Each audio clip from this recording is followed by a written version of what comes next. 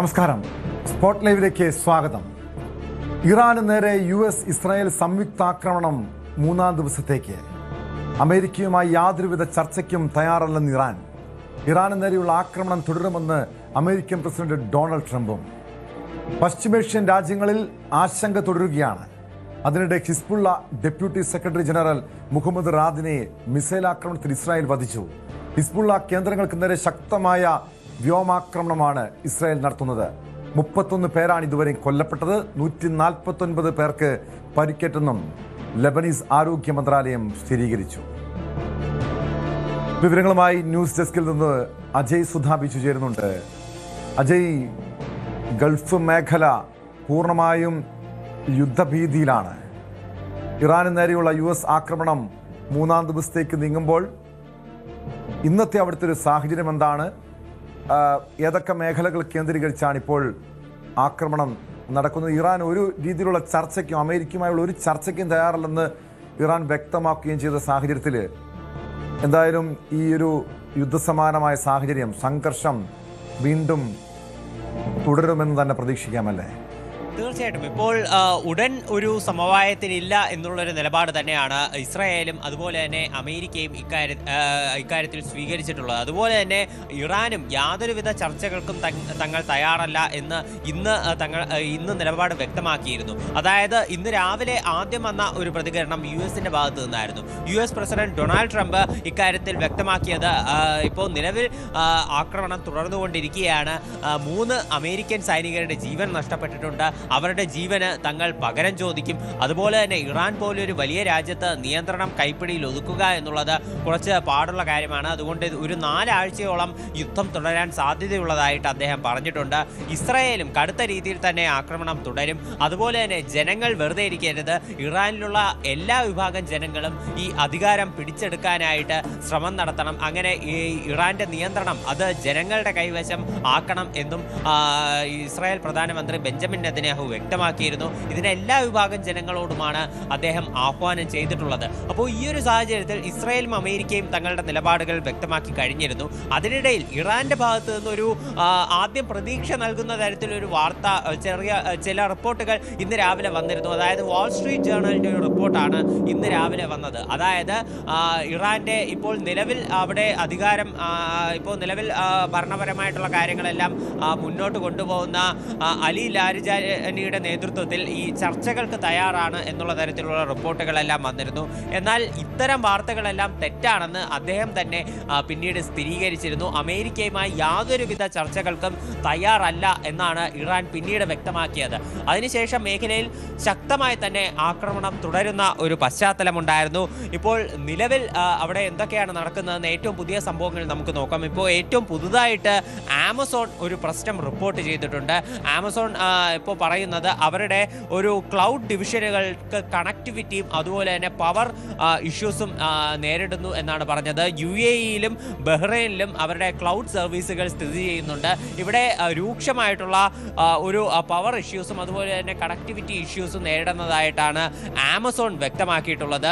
അത് അവർ അതിലൊരു ആശങ്കയും രേഖപ്പെടുത്തിയിട്ടുണ്ട്. ഇപ്പോൾ ഇറാൻ ആക്രമണം തീർച്ചയായിട്ടും ഇതേ മേഖലകളിൽ തന്നെ ശക്തമായി തുടർന്നുകൊണ്ടിരിക്കുകയാണ്. ഇപ്പോൾ അത് കാരണമാണോ ഇത്തരമൊരു കണക്ടിവിറ്റി ഇഷ്യൂ ഉണ്ടായത് എന്നതടക്കമുള്ള ഒരു സംശയങ്ങളുണ്ട്. അതുപോലെ തന്നെ ഇപ്പോൾ സൗദി അറേബ്യയിലുള്ള ഒരു എണ്ണ സംഭരണ കേന്ദ്രത്തിൽ നിലവിൽ ആക്രമണം നടന്നിട്ടുണ്ട് എന്നുള്ളൊരു റിപ്പോർട്ട് പുറത്തു വരുന്നുണ്ട്. അവിടെയുള്ള ഹാസ് നദുറ എന്ന് പറയുന്ന സ്ഥലത്താണ് ഇത്തരമൊരു ആക്രമണം ഉണ്ടായത്. അവിടെ നിന്ന് പുകയും തീയും ഉയരുന്ന ചില ദൃശ്യങ്ങളും പുറത്തു വന്നിട്ടുണ്ട്. എന്നാൽ ആളപായം ഉണ്ടായിട്ടുണ്ടോ, ആർക്കൊക്കെ പരിക്കേറ്റിട്ടുണ്ട് എന്നതിനെ സംബന്ധിച്ചുള്ള വിവരങ്ങളൊന്നും നിലവിൽ പുറത്തു വന്നിട്ടില്ല. അതുപോലെ തന്നെ ഇപ്പോൾ നിലവിൽ ഈ ഇസ്രായേൽ ആക്രമണം കൂടുതൽ ശക്തമാക്കിയിട്ടുള്ളത് ഇറാനേക്കാൾ കൂടുതൽ ലെബനനിലാണെന്ന് നമുക്ക് കാണാൻ സാധിക്കും. ലെബനനിലുള്ള ഹിസ്ബുള്ള ഗ്രൂപ്പ് അത് ഈ ഇസ്രായേലിനെതിരെ വലിയൊരു ഭീഷണിയുമായി വരുന്ന സാഹചര്യമുണ്ടായിരുന്നു. അതായത് ഹിസ്ബുള്ള ഗ്രൂപ്പ് കഴിഞ്ഞ ദിവസം വ്യക്തമാക്കിയ ഒരു കാര്യം, ഈ ഇറാൻ പരമാധികാരിയായിട്ടുള്ള ആയത്തുള്ള അലി ഖമനയുടെ മരണം, അതുപോലെ ഇസ്രായേലിൻ്റെ തുടർച്ചയായി മേഖലയിലുള്ള അഗ്രഷൻസ്, ഇതിനൊക്കെ ഞങ്ങൾ തക്കതായിട്ടുള്ള തിരിച്ചടി കൊടുക്കും എന്ന് പറഞ്ഞുകൊണ്ട് ഇസ്രായേലിലെ ചില വ്യോമ കേന്ദ്രങ്ങളിലേക്കും സൈനിക താവളങ്ങളിലേക്കും അവർ ആക്രമണം നടത്തിയിരുന്നു. മിസൈലുകൾ തൊടുത്തുവിട്ടിരുന്നു. ടെല്ലവീവിന് സമീപമുള്ള ചില പ്രദേശങ്ങൾ ഇത്തരത്തിൽ ആക്രമണത്തിന് വിധേയമായതായിട്ട് റിപ്പോർട്ടുകൾ വരികയുണ്ടായി. എന്നാൽ അതിനുശേഷം ഇസ്രായേൽ ഇത്തരം വാദങ്ങളെല്ലാം പൂർണ്ണമായി തള്ളിക്കളഞ്ഞുകൊണ്ട് പറഞ്ഞിരുന്നു തങ്ങളുടെ രാജ്യത്ത് ആക്രമണമൊന്നും നിലവിൽ സംഭവിച്ചിട്ടില്ല. എന്നാൽ ശക്തമായി ഇത്തരം ഈയൊരു മിസൈലുകൾ ഞങ്ങളുടെ രാജ്യത്തേക്ക് ഈ ലെബനൻ കേന്ദ്രീകരിച്ച് വന്നിരുന്നു. ഇതെല്ലാം ഞങ്ങൾ നിർവീര്യമാക്കുകയാണ് ചെയ്തത്. ലെബനനിലുള്ള ഹിസ്ബുള്ള ഗ്രൂപ്പിന് തക്കതായിട്ടുള്ള തിരിച്ചടി നൽകുമെന്ന് ഇസ്രായേൽ പ്രഖ്യാപിച്ചിരുന്നു. ഇതുവരെ ഞങ്ങൾ സ്വീകരിച്ചിരുന്നത് ഒരു ഡിഫെൻസീവ് മെത്തേഡ് ആണെങ്കിൽ ഇനി മുതൽ ഞങ്ങൾ ഒരു ഒഫെൻസീവ് മെത്തേഡാണ് സ്വീകരിക്കാൻ പോകുന്നത് എന്ന് പറഞ്ഞുകൊണ്ട് ലെബനന് നേരെ ആക്രമണം നടത്താൻ ഇസ്രായേൽ തീരുമാനിക്കുകയായിരുന്നു. അതിന്റെ ഭാഗമായി ഇന്ന് രാവിലെ മുതൽ ലെബനന്റെ വിവിധ പ്രദേശങ്ങളിൽ ഇസ്രായേൽ കടുത്ത ആക്രമണങ്ങൾ നടത്തി. പ്രധാനമായിട്ടും അവരുടെ തലസ്ഥാനമായിട്ടുള്ള ബെയ്ററ്റിലടക്കം ആക്രമണം നടന്നിരുന്നു. ബെയ്ററ്റിൽ ആക്രമണം നടന്നതോടുകൂടി ഇത് ജനങ്ങൾ തിങ്ങിപ്പാർക്കുന്ന മേഖലയാണ്. ഒരുപാട് ജനങ്ങൾ അധിവസിക്കുന്ന പ്രദേശമാണ് ബെയ്ററ്റ്. അപ്പോൾ ഇവിടെയുള്ള ജനങ്ങൾ പരിഭ്രാന്തരായി സിറ്റി വിട്ട് ഉടൻ പുറത്തേക്ക് മറ്റ് പ്രദേശങ്ങളിലേക്ക് കുടിയേറുന്ന ഒരു അവസ്ഥയാണ് ഇന്ന് രാവിലെ മുതൽ ഉണ്ടായത്. ഇത് കാരണം മേഖലയിൽ കടുത്ത ഗതാഗത കുരുക്കും ആളുകൾക്കിടയിൽ പ്രശ്നങ്ങളും ഉണ്ടായി. അതുപോലെ തന്നെ ബെയ്ററ്റിൽ മാത്രമല്ല ഈ ലെബനന്റെ തെക്കൻ പ്രദേശങ്ങളിലും ഇസ്രായേൽ ആക്രമണം നടത്തിയിരുന്നു. ഈ ലെബനന്റെ തെക്കൻ പ്രദേശങ്ങൾ കേന്ദ്രീകരിച്ചാണ് ഹിസ്ബുള്ള ഗ്രൂപ്പ് പ്രധാനമായിട്ടും പ്രവർത്തിക്കുന്നത്. അവിടെയാണ് ഈ ഗ്രാമങ്ങൾ സ്ഥിതി ചെയ്യുന്ന ലെബനന്റെ. ഈ ഗ്രാമങ്ങളിലാണ് ഇവരുടെ ആയുധപ്പുരകളും അതുപോലെ സൈനിക പരിശീലന കേന്ദ്രങ്ങളും മറ്റ് സംവിധാനങ്ങളും എല്ലാം ഉള്ളത്. ഇവിടങ്ങളിലും ഇസ്രായേൽ ആക്രമണം നടത്തിയിരുന്നു. പല ആയുധപ്പുരകളും തകർത്തതായിട്ടാണ് വിവരം ലഭിച്ചിട്ടുള്ളത്. മൊത്തം ഇപ്പോൾ ഈ ലെബനനിൽ നടത്തിയിട്ടുള്ള ആക്രമണങ്ങളിൽ മൊത്തം മരണസംഖ്യ 31 ആയതായിട്ട് ലെബനന്റെ ആരോഗ്യ മന്ത്രാലയം സ്ഥിരീകരിച്ചിട്ടുണ്ട്. 149 പേർക്ക് പരിക്കേറ്റതായിട്ട് റിപ്പോർട്ടുകളുണ്ട്. അജയ്, എന്തായാലും ഇറാന് ശേഷം ലെബനൻ കേന്ദ്രീകരിച്ച് പ്രത്യേകിച്ചും ഈ തീവ്രവാദ സംഘടനകൾക്ക് സ്വാധീനമുള്ള മേഖലകൾ കേന്ദ്രീകരിച്ച് ഇസ്രായേലിന്റെ ആക്രമണം തുടരുകയാണ്. പക്ഷേ യാതൊരു വിട്ടുവീഴ്ചയ്ക്കും തയ്യാറല്ല, യാതൊരു ചർച്ചകൾക്കും തയ്യാറല്ല എന്ന് ഇറാൻ വ്യക്തമാക്കുന്ന ഒരു സാഹചര്യമുണ്ട്. ഇറാന്റെ ഭാഗത്തു നിന്ന് തിരിച്ചടി ഉണ്ടാകുന്നുണ്ട്. പ്രത്യേകിച്ചും കുവൈത്ത് വ്യോമാതിർത്തിയിൽ ഒരു അമേരിക്കൻ യുദ്ധവിമാനം തകർന്നു വീണിട്ടുണ്ടല്ലോ. ഇറാന്റെ ഭാഗത്തു നിന്നുള്ള തിരിച്ചടിയാണോ ഇത്? നിലവിൽ അത്തരമൊരു പ്രകോപനം ആരുടെ ഭാഗത്താണ് ഉണ്ടാകുന്നത്? തീർച്ചയായിട്ടും ഇറാനാണ് ഇത്തരത്തിൽ കുവൈറ്റിലുള്ള ഈ F-15 വിമാനം വെടിവെച്ചിട്ടത്. ഇന്ന് രാവിലെ കുവൈറ്റിന് മുകളിലൂടെ പറന്നിരുന്ന ഒരു നിരീക്ഷണ ആവശ്യത്തിനുള്ള ഒരു വിമാനമായിരുന്നു F-15. അപ്പോൾ ഇതിലേക്ക് ഇറാൻ ഒരു മിസൈൽ ഇന്ന് രാവിലെ തൊടുത്തുവിടുകയായിരുന്നു. ഈ ആക്രമണത്തിൽ ഈ വിമാനം പൂർണ്ണമായിട്ട് തകർന്ന് താഴെ വീഴുകയും ഇതിലുള്ള പൈലറ്റ് പിന്നീട് രക്ഷപ്പെടുകയും ഉൾപ്പെടെ ചെയ്തിരുന്നു. ഈ വിമാനം തകർന്ന് താഴെ വീണെങ്കിലും പൈലറ്റ് ആകാശത്ത് വെച്ച് തന്നെ പാരച്യൂട്ട് ഉപയോഗിച്ചുകൊണ്ട് വിമാനത്തിൽ നിന്ന് സെൽഫ് ഇജക്ട് ചെയ്ത് രക്ഷപ്പെടുകയായിരുന്നു. എന്തായാലും ഈ F-15 വിമാനം എന്ന് പറയുന്ന അമേരിക്കയുടെ ഒരു പ്രസ്റ്റീജിയസ് ആയിട്ടുള്ള വിമാനമാണ്. അവരുടെ ഒരു അഭിമാന സ്തംഭം എന്നുള്ള രീതിയിൽ അവർ സൂക്ഷിച്ചിരുന്നതാണ്. അപ്പോൾ ഈ വിമാനത്തിന് ഇപ്പോൾ നാശം സംഭവിച്ചിട്ടുണ്ട്. അത് തീർച്ചയായിട്ടും US-ന് വലിയൊരു തിരിച്ചടി തന്നെയാണ്. എന്തായാലും നേരിട്ട് US-ന് ഒരു US-ലേക്ക് ആക്രമണം നടത്താൻ അല്ലെങ്കിൽ അത്തരമൊരു കടുത്ത നീക്കങ്ങളിലേക്ക് ഒരിക്കലും ഇറാന് കടക്കാൻ സാധിക്കില്ല. അത്ര വലിയ ദീർഘദൂര മിസൈലുകളൊന്നും ഇറാനിലില്ല.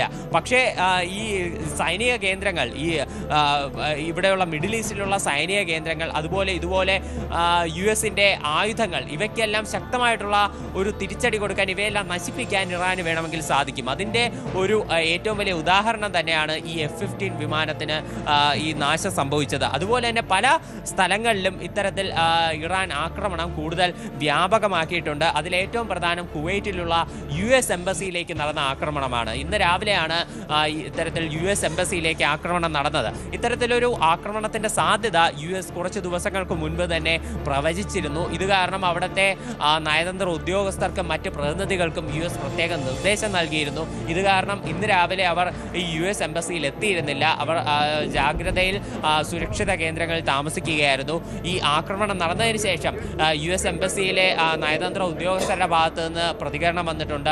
അവർ സാമൂഹ്യ മാധ്യമങ്ങൾ വഴി ഇവിടെ കുവൈറ്റിലുള്ള US പൗരന്മാരോട് ഉദ്യോഗസ്ഥരോട് ജാഗ്രതയോടെ ഇരിക്കണമെന്ന് പറഞ്ഞു. ഇപ്പോൾ യാതൊരു ആവശ്യങ്ങൾക്കും വേണ്ടി എംബസിയെ സമീപിക്കരുത്, എംബസി കെട്ടിടത്തിലേക്ക് പോകരുത് എന്ന് പൗരന്മാർക്ക് നിർദ്ദേശം നൽകി. എല്ലാ ആവശ്യങ്ങളും ഓൺലൈനായിട്ട് നിർവഹിക്കണം എന്ന് പറഞ്ഞിട്ടുണ്ട്. അതുപോലെ തന്നെ തദ്ദേശീയ ഭരണകൂടത്തിൻ്റെ നിർദ്ദേശങ്ങൾ അനുസരിച്ച് പരമാവധി ബങ്കറുകളിലും അതുപോലെ തന്നെ അണ്ടർഗ്രൗണ്ട് ഫ്ലോറുകളിലും താമസിക്കണം എന്നും US നയതന്ത്ര ഉദ്യോഗസ്ഥർ നിർദ്ദേശം നൽകിയിട്ടുണ്ട്.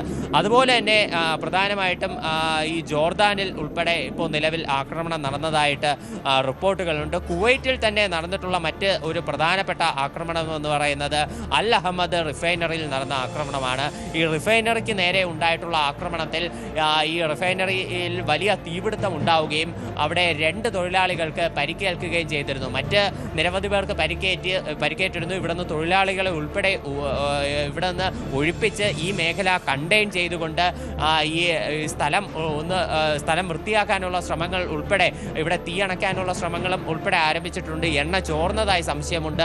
അപ്പോൾ ഇതുൾപ്പെടെ നീക്കം ചെയ്യാനുള്ള പ്രവൃത്തികൾ ആരംഭിച്ചതായി. ഇറാന്റെ ഭാഗത്തുനിന്ന് ഏതൊക്കെ മേഖലകൾ കേന്ദ്രീകരിച്ചാണ് ഒരു തിരിച്ചടി ഉണ്ടാകുന്നത്, ആക്രമണം ഉണ്ടാകുന്നത്? കാരണം ഒന്നിലധികം US പോർ വിമാനങ്ങൾ തകർന്നു വീണതായി കുവൈത്ത് പ്രതിരോധ മന്ത്രാലയം തന്നെ വ്യക്തമാക്കിയിട്ടുണ്ട്. ഈ വിമാനത്തിലുണ്ടായിരുന്ന എല്ലാവരും അപകടത്തിൽ നിന്ന് രക്ഷപ്പെട്ടെന്ന് പറയുമ്പോൾ പോലും വലിയ രീതിയിലുള്ള നാശനഷ്ടമുണ്ടോ?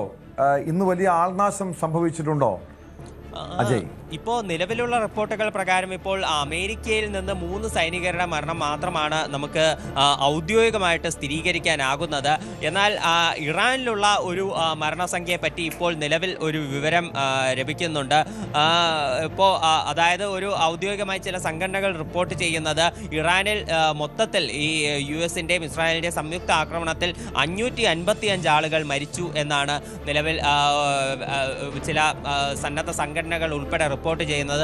അൽ ജസീറയാണ് ഇത്തരം സംഘടനകളെ ഉദ്ധരിച്ചുകൊണ്ട് ഇക്കാര്യം റിപ്പോർട്ട് ചെയ്തിട്ടുള്ളത്. അതുപോലെ തന്നെ ഇവിടെ ഇറാനിൽ നടന്നിട്ടുള്ള ആക്രമണങ്ങളിൽ ഏറ്റവും പ്രധാനമായിട്ട് സൂചിപ്പിക്കേണ്ടത് അവിടുത്തെ തെക്കൻ പ്രവിശ്യയായിട്ടുള്ള മിനാബിൽ നടന്നിട്ടുള്ള ആക്രമണമാണ്. അവിടെ ഒരു സ്കൂൾ ആക്രമണത്തിന് വിധേയമായി. ഈ സ്കൂളിൽ നടന്ന ആക്രമണത്തിൽ മാത്രം 180 വിദ്യാർത്ഥികൾ കൊല്ലപ്പെട്ടു.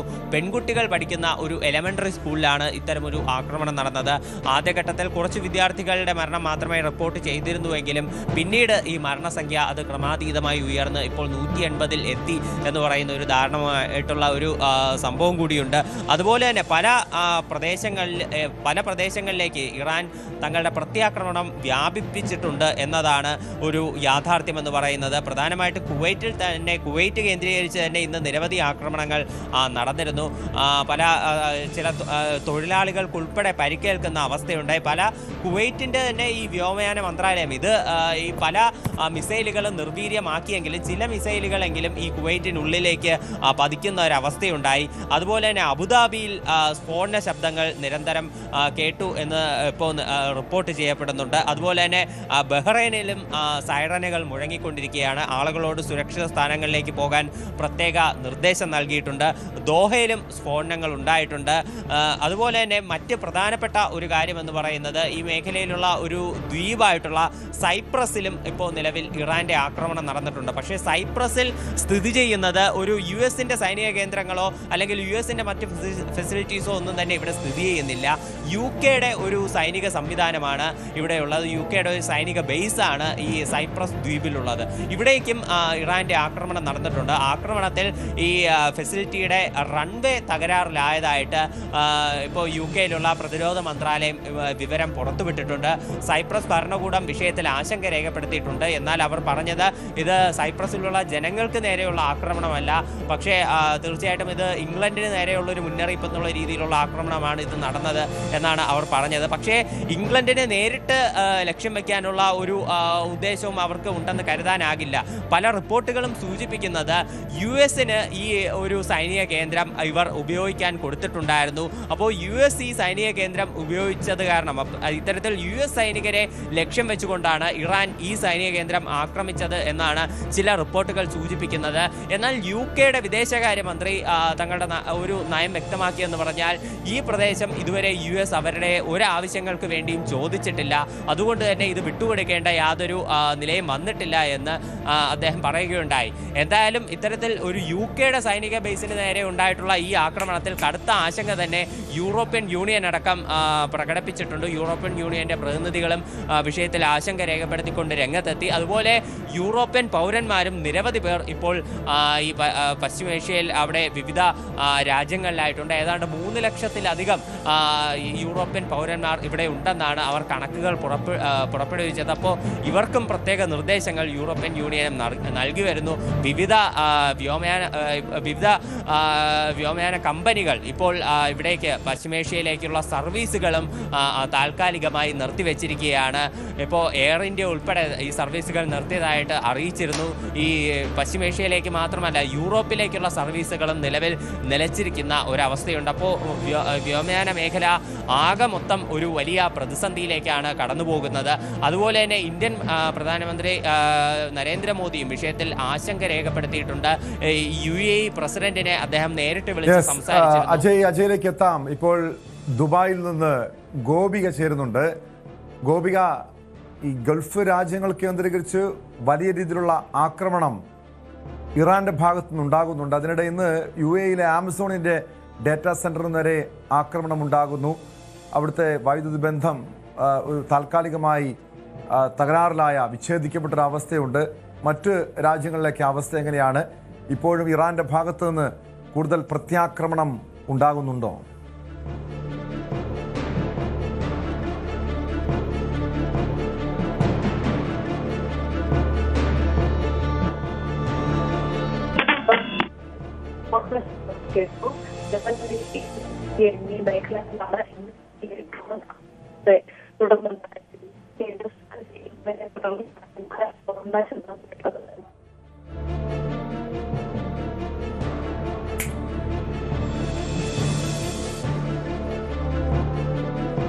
ഗോപിക, എന്താണിപ്പോൾ ദുബായ് ഉൾപ്പെടെയുള്ള രാജ്യങ്ങളിലൊരു സാഹചര്യം എന്താണ്? ജനങ്ങൾ വലിയ ആശങ്കയിലാണ്. ഇപ്പോഴും ഒരു ആശങ്കപ്പെടുന്ന സാഹചര്യം അവിടെ നിലനിൽക്കുന്നുണ്ടോ? ജനങ്ങൾ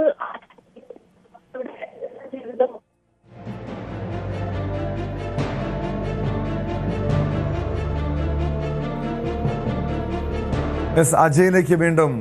അജയ് നേരത്തെ സൂചിപ്പിച്ചിരുന്നു UAEയിലെ ആമസോണിന്റെ ഡേറ്റാ സെന്ററിന് നേരെ ആക്രമണം ഉണ്ടായെന്ന്. പ്രത്യേകിച്ചും ഇറാന്റെ ഭാഗത്തു നിന്നാണ് ആ രീതിയിലുള്ളൊരു ആക്രമണം ഉണ്ടായത്. നിലവിൽ അവിടുത്തെ സാഹചര്യം എന്താണ്? അതിന്റെ പ്രവർത്തനം ഒരു തടസ്സപ്പെടുന്നൊരു സാഹചര്യമുണ്ടോ? ഡാറ്റാ സെന്റർ അല്ലെങ്കിൽ ഈ ആമസോണിൻ്റെതായിട്ടുള്ള എന്തെങ്കിലും ഒരു കെട്ടിടം ആക്രമണത്തിന് വിധേയമായിട്ടുള്ള റിപ്പോർട്ടുകളില്ല. എന്നാൽ അവർക്ക് ഈ കണക്ഷൻ പ്രശ്നങ്ങൾ ഇവിടെ നിന്ന് നിരന്തരം നേരിടുന്നു. അതുപോലെ തന്നെ പവർ കണക്ടിവിറ്റി ഇഷ്യൂസ് ഒക്കെ വരുന്നു എന്നാണ് പറയുന്നത്. ഇതൊരു പക്ഷേ ഇവിടെ ഈ ആമസോൺ കേന്ദ്രങ്ങൾക്ക് നേരെ നടന്ന ആക്രമണമാകണം എന്നില്ല. ഇത് അവിടെയുള്ള ഈ ബഹ്റൈനിലും UAEയിലുമുള്ള പല പവർ ഫെസിലിറ്റീസും ആക്രമണത്തിന് വിധേയമായിട്ടുണ്ട്. അതുപോലെ തന്നെ പല ഓയിൽ റിഫൈനറികളും ആക്രമിക്കപ്പെട്ടിട്ടുണ്ട്. അപ്പോൾ ഇതുവഴിയെല്ലാം ഒരു പവർ ഫ്ലക്ച്വേഷൻ, ഒരു പവർ ലോസ് ഉണ്ടായതാകാം ചിലപ്പോൾ ഇത്തരമൊരു പ്രതിസന്ധിക്ക് കാരണമായത്. എന്തായാലും ഇതിനെ സംബന്ധിച്ചുള്ള വിവരങ്ങൾ ശേഖരിച്ചു കൊണ്ടിരിക്കുകയാണ് എന്നാണ് ആമസോൺ നിലവിൽ വ്യക്തമാക്കിയിട്ടുള്ളത്. അതുപോലെ തന്നെ ഇപ്പോൾ ഈ മേഖലയിലുള്ള പൗരന്മാരെ സംബന്ധിച്ചും ഇപ്പോൾ ആശങ്ക തുടർന്നുകൊണ്ടിരിക്കുകയാണ്. പല രാജ്യങ്ങളും തങ്ങളുടെ പൗരന്മാർക്ക് വേണ്ട മാർഗനിർദ്ദേശങ്ങൾ നൽകിയിട്ടുണ്ട്. പക്ഷേ അതോടൊപ്പം അജയ്, ജെറുസലേമിൽ ഇറാന്റെ ആക്രമണമുണ്ടായി 9ഓളം പേർ കൊല്ലപ്പെട്ടു എന്ന റിപ്പോർട്ടുകളുണ്ട്. എപ്പോഴായിരുന്നു ഈ ജെറുസലേം കേന്ദ്രീകരിച്ചുള്ള ഇറാന്റെ ആക്രമണം? വലിയ നാശനഷ്ടങ്ങൾ സംഭവിച്ചിട്ടുണ്ടോ? ഇത്തരത്തിൽ ഈ പല രാജ്യങ്ങൾ ജെറുസലേമിൽ ഇപ്പോൾ ഇന്ന് രാവിലെ മുതൽ തന്നെ അവിടെ കടുത്ത രീതിയിലുള്ള നിയന്ത്രണങ്ങൾ ഏർപ്പെടുത്തിയിരുന്നു. നിരന്തരം സൈറനുകൾ മുഴങ്ങിക്കൊണ്ടിരിക്കുകയാണ്. കടുത്ത രീതിയിലുള്ള ആക്രമണം തന്നെ അവിടെ പല മേഖലകളിലും നടന്നിട്ടുണ്ട്. പ്രധാനമായിട്ടും ഈ US-ന്റെ സൈനിക കേന്ദ്രങ്ങളെ ലക്ഷ്യമാക്കിയായിരുന്നു ആദ്യഘട്ടത്തിൽ ആക്രമണം നടന്നിരുന്നതെങ്കിൽ പിന്നീട് മറ്റ് പല മേഖലകളിലേക്ക് കൂടി ഈ ആക്രമണം അത് പടരുകയായിരുന്നു. ഇപ്പോൾ പ്രധാനമായിട്ട് പല പുതിയ റിപ്പോർട്ടുകളെല്ലാം വരുന്നതെന്ന് പറഞ്ഞാൽ ഈ US-ഇസ്രായേലി അറ്റാക്ക് കാരണം ഇപ്പോൾ ഈ പശ്ചിമേഷ്യയിലുള്ള 131 നഗരങ്ങളെങ്കിലും അഫക്റ്റഡ് ആയിട്ടുണ്ട് എന്നാണ് ഒരു സർവേ സൂചിപ്പിക്കുന്നത്. ഇത്തരത്തിൽ പല മേഖലകളും നിശ്ചലമാകുന്ന ഒരവസ്ഥയുണ്ട്. മേഖലകളിൽ ഈ 3 രാജ്യങ്ങളും സംഘർഷം തുടർന്നാൽ ഇത് കൂടുതൽ രാജ്യങ്ങളെ അടക്കം ബാധിക്കാനുള്ള, രാജ്യങ്ങളെ കൂടുതൽ നഗരങ്ങളുടെ പ്രവർത്തനത്തെ ഉൾപ്പെടെ ബാധിക്കാനുള്ള സാധ്യതകളുണ്ട്. അതുപോലെ തന്നെ ഹോർമുസ് കടലിടുക്കിന്റെ പ്രവർത്തനം ഇപ്പോൾ ഏറെക്കുറെ നിലച്ച മട്ടാണ്. നിരവധി ഇന്ത്യക്കാർ മലയാളികൾ ഈ രാജ്യങ്ങളിലൊക്കെ ഈ പ്രശ്നബാധിത രാജ്യങ്ങളിലൊക്കെ താമസിക്കുന്നുണ്ട്, ജോലി ചെയ്യുന്നുണ്ട്. അവരുടെയൊക്കെ ഒരു സുരക്ഷയുമായി ബന്ധപ്പെട്ട് ആശങ്കപ്പെടേണ്ട സാഹചര്യമുണ്ടോ? പ്രത്യേകിച്ചും അവരെ തിരികെ നാട്ടിലെത്തിക്കേണ്ടതായ ഒരു സാഹചര്യമാണ് നിലനിൽക്കുന്നത്. മാത്രമല്ല നിരവധി വിമാന സർവീസുകളടക്കം ഗൾഫ് രാജ്യങ്ങളിലേക്കുള്ള വിമാന സർവീസുകളടക്കം റദ്ദാക്കിയൊരു സാഹചര്യങ്ങളുണ്ടല്ലോ അജയ്. തീർച്ചയായിട്ടും ഇപ്പോൾ വിമാന സർവീസുകൾ ഏറെക്കുറെ റദ്ദാക്കി അത്തരത്തിൽ ആ ഒരു രീതിയിലാണ് മുന്നോട്ട് പോകുന്നത്. ഇന്ത്യക്കാരെ സംബന്ധിച്ചിടത്തോളം നോക്കുകയാണെങ്കിൽ മേഖലയിൽ ഇപ്പോൾ നിരവധി ലക്ഷക്കണക്കിന് ഇന്ത്യക്കാരാണ് പശ്ചിമേഷ്യയിലുള്ളത്. പക്ഷേ ഇവരൊന്നും ജോലി ചെയ്യുന്ന മേഖലകളിലേക്ക് അല്ലെങ്കിൽ ഇവർ താമസിക്കുന്ന സ്ഥലങ്ങളിലേക്ക് നിലവിൽ ആക്രമണങ്ങളൊന്നും ബാധിച്ചിട്ടില്ല. പക്ഷേ അവരെ ഇൻഡയറക്റ്റ് ആയിട്ട് ചിലപ്പോൾ ബാധിക്കുന്ന കാര്യങ്ങളെന്ന് പറഞ്ഞാൽ ഇത്തരത്തിൽ ഈ ജോലി സ്ഥലങ്ങളിലേക്ക് പോകാൻ കഴിയാത്ത അവസ്ഥ, അല്ലെങ്കിൽ അവിടെ പഠിക്കുന്ന ആളുകളുണ്ടെങ്കിൽ ഈ വിദ്യാഭ്യാസ സ്ഥാപനങ്ങൾക്കെല്ലാം നിലവിൽ അവധി പ്രഖ്യാപിച്ചിട്ടുണ്ട്. അപ്പോൾ അത്തരത്തിലുള്ള ചില പ്രതിസന്ധികളുണ്ട്. അല്ലാതെ അവരുടെ ജീവന് തന്നെ ആപത്ത് ഉണ്ടാകുന്ന രീതിയിൽ അത്തരം വലിയ സംഭവങ്ങളൊന്നും ഉണ്ടായിട്ടില്ല. നിലവിൽ ഇന്ത്യൻ എംബസി അടിയന്തര ഹെൽപ്പ് ലൈൻ നമ്പറെല്ലാം എല്ലാവർക്കും മെസ്സേജ് ആയിട്ട് തന്നെ നൽകിയിട്ടുണ്ട്. അതുപോലെ തന്നെ പ്രാദേശിക ഭരണകൂടവും പ്രത്യേകിച്ച് ഓരോ മണിക്കൂറുകൾ ഇടവിട്ടും നിർദ്ദേശങ്ങൾ നൽകുന്നുണ്ട്. ചില റിപ്പോർട്ടുകൾ സൂചിപ്പിക്കുന്ന അവിടെയുള്ള മലയാളികൾ പറയുന്നത് അവർക്ക് ജനാലകൾക്കരികിൽ കിടന്നുറങ്ങുന്നത് അല്ലെങ്കിൽ ജനാലകൾക്കരികിൽ നിൽക്കുന്നത് രാത്രി സമയത്ത് ഒഴിവാക്കണം എന്നാണ് ഒരു നിർദ്ദേശം അവിടെ ഭരണകൂടത്തിൽ നിന്ന് ലഭിച്ചിട്ടുള്ളത്. പല മലയാളികളും വീഡിയോസൊക്കെ ഈ ഇൻസ്റ്റാഗ്രാം വഴി ഷെയർ ചെയ്തിട്ടുള്ളത് കാണാൻ നമുക്ക് സാധിക്കുന്നത്. ആകാശത്ത് പല ഈ ഡ്രോണുകളും അതുപോലെ മിസൈലുകളും ഒക്കെ ആകാശത്തിലൂടെ പോകുന്ന ചില ദൃശ്യങ്ങളെല്ലാം അവർ ഷെയർ ചെയ്തിരുന്നു. അല്ലാതെ അവരുടെ താമസ മേഖലകളിലേക്ക് ഇപ്പോൾ നിലവിൽ ഈ ആക്രമണം ഉണ്ടായിട്ടില്ല എന്നൊരു പശ്ചാത്തലമുണ്ട്. കൂടുതലായിട്ട് തുറമുഖങ്ങളെ അതുപോലെ തന്നെ US-ന്റെ കേന്ദ്രങ്ങളെ അതുപോലെ ഇത്തരത്തിൽ പ്രത്യേക അവരുടെ നയതന്ത്ര കേന്ദ്രങ്ങളെ തുടങ്ങിയിട്ടാണ് ഇത്തരത്തിൽ ഇറാൻ ആക്രമണം നടത്തിക്കൊണ്ടിരിക്കുന്നത്. നിലവിൽ ഇന്ത്യക്കാർക്കോ അല്ലെങ്കിൽ മലയാളികൾക്കോ എന്തെങ്കിലും പരിക്കേറ്റതായിട്ടോ അല്ലെങ്കിൽ ആക്രമണം അവരെ നേരിട്ട് ബാധിച്ചതായിട്ടോ മറ്റ് സംഭവങ്ങളൊന്നും നിലവിൽ റിപ്പോർട്ട് ചെയ്യപ്പെട്ടിട്ടില്ല. അത് വലിയൊരു ആശ്വാസം തന്നെയാണ്. എന്തായാലും ആശങ്കപ്പെടേണ്ട സാഹചര്യമുണ്ട്. ഈ ആക്രമണം ഈ രീതിയിൽ തുടരുകയാണെങ്കിൽ അത് തീർച്ചയായിട്ടും പലതരത്തിലും അത് ഇന്ത്യയെ ഡയറക്റ്റായിട്ടും ഇൻഡയറക്റ്റായിട്ടും അഫക്റ്റ് ചെയ്യാനുള്ള സാധ്യതകളുണ്ട്. അതിൽ ഇന്ത്യൻ പ്രധാനമന്ത്രി നരേന്ദ്രമോദി ഇസ്രായേൽ പ്രധാനമന്ത്രിയോട് ആശങ്ക രേഖപ്പെടുത്തിയിട്ടുണ്ട്. UAE പ്രസിഡന്റിനോട് നേരിട്ട് വിളിച്ച് സംസാരിച്ചിട്ടുണ്ട്. എല്ലാവിധ പിന്തുണയും അറിയിച്ചിട്ടുണ്ട്. അപ്പോൾ ഇത്തരത്തിൽ ഇന്ത്യ തങ്ങളുടെ പൗരന്മാരെ സുരക്ഷിതമാക്കാനുള്ള നടപടികൾ ഈ നയതന്ത്ര ബന്ധത്തിൽ തന്നെ ഇപ്പോൾ നടത്തിക്കൊണ്ടിരിക്കുകയാണ്. നേരിട്ട് പെട്ടെന്ന് അവിടെ ചെന്നിട്ടുള്ള ഒരു റെസ്ക്യൂ മിഷൻ ഓപ്പറേഷൻ മുൻപ് ഇറാഖിൽ ഉൾപ്പെടെ നടത്തിയതിന് സമാനമായിട്ടുള്ള ഒരു ഓപ്പറേഷൻ ഇപ്പോൾ നിലവിൽ നടത്തേണ്ട സാഹചര്യമില്ല. എന്തായാലും അത്തരം ഒരു സാഹചര്യം ഉടലെടുത്ത് വരികയാണെങ്കിൽ ഇന്ത്യ അതിനും സജ്ജമാണ് എന്ന് തന്നെയാണ് അധികൃതരുടെ പ്രതികരണങ്ങളിൽ നിന്ന് മനസ്സിലാക്കാൻ സാധിക്കുന്നത്. അജയ് സുധ ബിജുവാണ് വിവരങ്ങൾ നൽകിയത്. ഇറാന് നേരെ US ഇസ്രായേൽ സംയുക്ത ആക്രമണം 3-ാം ദിവസവും തുടരുകയാണ്. അമേരിക്കയുമായി യാതൊരുവിധ ചർച്ചയ്ക്കും തയ്യാറല്ലെന്ന് ഇറാൻ വ്യക്തമാക്കിയിട്ടുണ്ട്. അതിനിടെയാണ് ജെറുസലേമിൽ ഇറാന്റെ ഭാഗത്തുനിന്ന് ആക്രമണം ഉണ്ടായത്. 9 പേർ കൊല്ലപ്പെട്ടിട്ടുണ്ട്. കുവൈത്തിലും US-ന്റെ പോർ വിമാനങ്ങൾ ഇറാൻ തകർത്തതായിട്ടുള്ള വിവരങ്ങളുമുണ്ട്. എന്തായാലും വലിയ ആശങ്കയിലാണ് അവിടെ താമസിക്കുന്ന ഈ ഗൾഫ് രാജ്യങ്ങൾ ഉൾപ്പെടെ താമസിക്കുന്ന ആളുകൾ. ഈ ഒരു പ്രശ്നം, ഈ ഒരു പ്രതിസന്ധി, യുദ്ധത്തിൻ്റെ സമാനമായ സാഹചര്യം ഇനി എത്ര നാൾ കൂടി നീണ്ടുപോകും എന്നത് ആശങ്കയോടെയാണ് ലോകം കാണുന്നത്. മഞ്ഞുമൽ ബോയ്സിന്റെ സംവിധായകൻ ചിദംബരത്തിനെതിരെ ലൈംഗിക അതിക്രമ കേസ്. 2022 ഫ്ളാറ്റിൽ അതിക്രമിച്ചു കയറി ലൈംഗിക ഉദ്ദേശത്തോടെ പെരുമാറിയെന്നാണ് യുവതിയുടെ പരാതി. എറണാകുളം സൗത്ത് പോലീസാണ് കേസെടുത്തത്. വിവരങ്ങളുമായി കൊച്ചിയിൽ നിന്ന് ഡാനി പോൾ ചേരുന്നു. ഡാനി, 4 വർഷം മുൻപ് നടന്ന സംഭവമാണ്. എന്തുകൊണ്ടാണ് ഈ യുവതി പരാതി നൽകാൻ വൈകിയതെന്നൊരു ചോദ്യമുണ്ട്. അതോടൊപ്പം ഈ സിനിമ മേഖലയുമായി ബന്ധമുള്ള വ്യക്തിയാണോ ഈ പരാതിക്കാരിയായ യുവതി?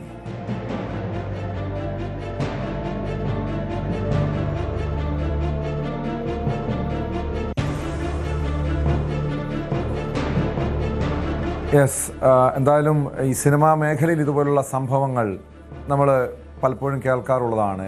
ഈ സംവിധായകർ മറ്റ് യുവതികളെയൊക്കെ പീഡിപ്പിച്ചതായിട്ടുള്ള ചില വാർത്തകൾ, റിപ്പോർട്ടുകളൊക്കെ വന്നിട്ടുണ്ട്. പക്ഷേ ഇത് മഞ്ഞുമൽ ബോയ്സിൻ്റെ സംവിധായകൻ ചിദംബരത്തിനെതിരെയാണ് ഏറ്റവും ഒടുവിൽ ഒരു പരാതി വന്നിരിക്കുന്നത്, കേസ് വന്നിരിക്കുന്നത്. 2022 ഫ്ളാറ്റിൽ അതിക്രമിച്ച് കയറി പീഡിപ്പിക്കാൻ ശ്രമിച്ചു, ലൈംഗിക ഉദ്ദേശത്തോടെ പെരുമാറി എന്നാണ് യുവതിയുടെ പരാതിയുള്ളത്. എറണാകുളം സൗത്ത് പോലീസാണ് കേസെടുത്തത്. ഈ യുവതി സിനിമാ മേഖലയുമായി ബന്ധമുള്ള ആളാണെന്ന് അറിയണം. അതോടൊപ്പം എന്തുകൊണ്ടാണ് പരാതി നൽകാൻ ഇത്രയധികം കാലതാമസം വന്നത്? 2022 4 വർഷം എന്തുകൊണ്ട് പരാതി നൽകിയില്ല? അതിനു വേണ്ടി മറ്റെന്തെങ്കിലും സമ്മർദ്ദമുണ്ടായിരുന്നോ, ഭീഷണി ഉണ്ടായിരുന്നോ തുടങ്ങിയ കാര്യങ്ങളൊക്കെ എന്തായാലും പരിശോധിക്കേണ്ടതാണ്. ഡാനി പോളിലേക്ക് വരാം. ഈ വാർത്തയുടെ വിശദാംശങ്ങളിലേക്ക് ഇടവേളയ്ക്ക് ശേഷം.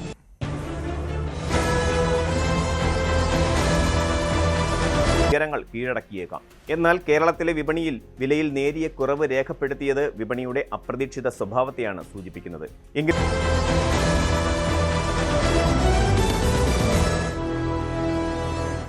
സ്പോട്ട് ലൈവ് തുടരുന്നു. ഭക്തിനിർഭരമായി ചോറ്റാനിക്കര മകൻതൊടൽ. രാത്രി 9:30 വരെയാണ് ചടങ്ങുകൾ. ചോറ്റാനിക്കര മുരളീധര മാരാരുടെയും സംഘത്തിന്റെയും പാണ്ടിമേളവ് നടക്കും. മകൻതൊടൽ പ്രമാണിച്ച് ക്ഷേത്രത്തിൽ കർശന സുരക്ഷ ഏർപ്പെടുത്തിയിട്ടുണ്ട്. 1.5 ലക്ഷത്തോളം ഭക്തർ ദർശനത്തിന് എത്തുമെന്നാണ് പ്രതീക്ഷ. ആജ്ഞ രവീന്ദ്രൻ ചേരുന്നുണ്ട് ചോറ്റാനിക്കരയിൽ നിന്ന് വിവരങ്ങളുമായി. ആജ്ഞ, മകൻതൊടൽ ചടങ്ങുകൾ ആരംഭിച്ചിട്ടുണ്ട്. വലിയ രീതിയിലുള്ള ഭക്തർ, നിരവധി, കാരണം 1.5 ലക്ഷത്തോളം ഭക്തർ അവിടെ ദർശനത്തിന് എത്തുമെന്നാണ് കണക്ക് കൂട്ടുന്നത്. ഇപ്പോൾ എങ്ങനെയാണ് ചടങ്ങുകൾ പുരോഗമിക്കുന്നത് ആജ്ഞ?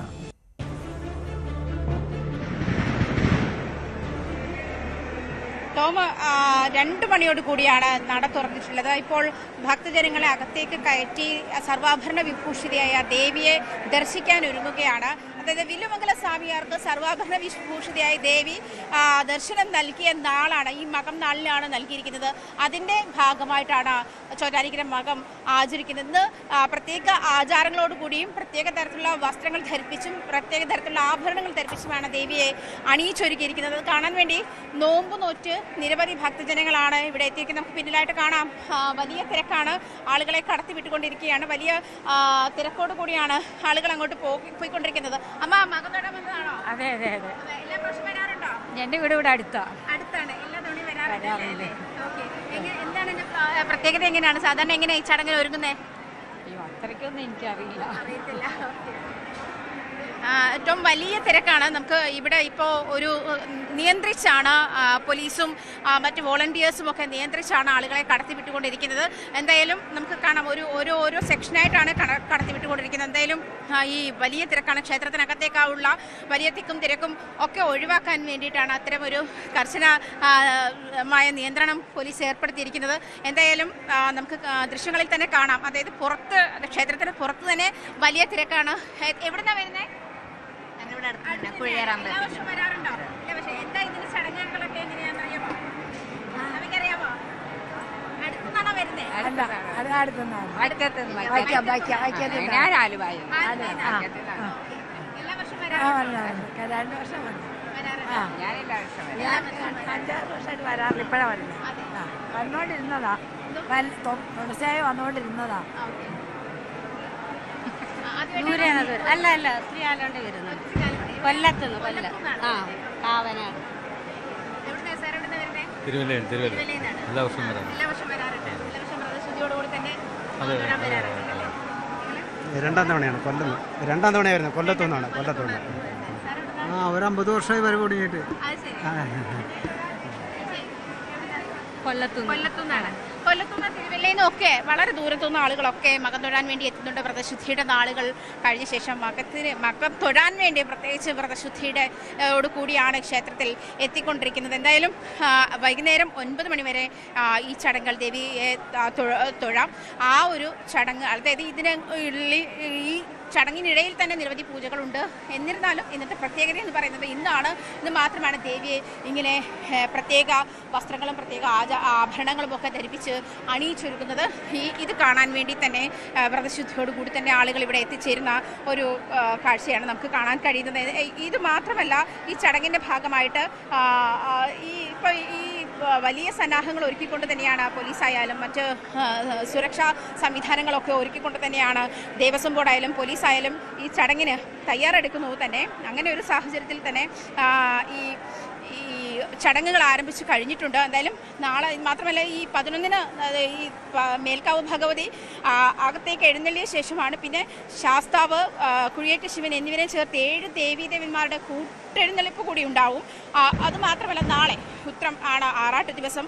അത് ബുധനാഴ്ച രാവിലെ 5 മണിയോടുകൂടിയാണ് ആറാട്ട് ബലി നടക്കുക. തുടർന്ന് ഈ മൂര്യമംഗലം എന്ന് പറയുന്ന മൂര്യമംഗലം നരസിംഹ ക്ഷേത്രത്തിലേക്കാണ് ഇതിനായി എഴുന്നള്ളിപ്പ് കൊണ്ടുപോവുക. അതിനുശേഷമാണ് വ്യാഴാഴ്ചയാണ് ഗുരുതിയോടുകൂടിയാണ് ഉത്സവം സമാപിക്കുന്നത്. നമുക്ക് ദൃശ്യങ്ങളിൽ തന്നെ കാണാം, നിരവധി ആളുകളാണ് ഇവിടേക്ക് എത്തിച്ചേർന്നുകൊണ്ടിരിക്കുന്നത്.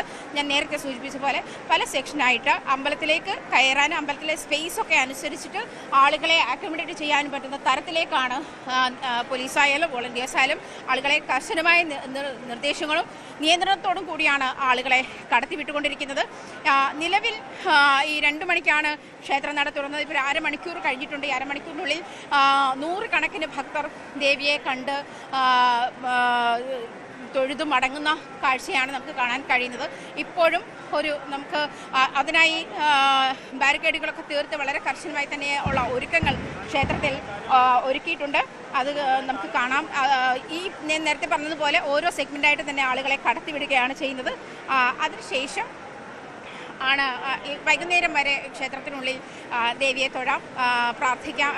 ഭക്തി നിർഭരമായിട്ടുള്ള ഒരു അന്തരീക്ഷമാണ് നമുക്കിവിടെ കാണാൻ കഴിയുന്നത്.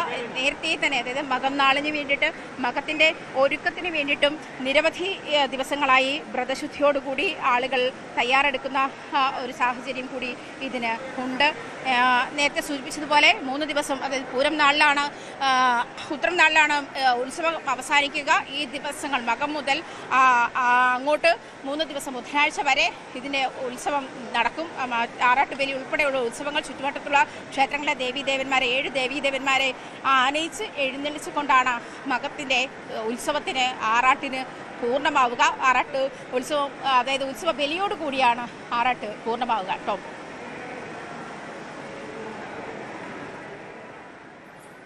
തീർച്ചയായും വലിയ ഭക്തി നിർഭരമായിട്ടുള്ള ചടങ്ങുകളാണ് ചോറ്റാനിക്കരയിൽ നടക്കുന്നത്.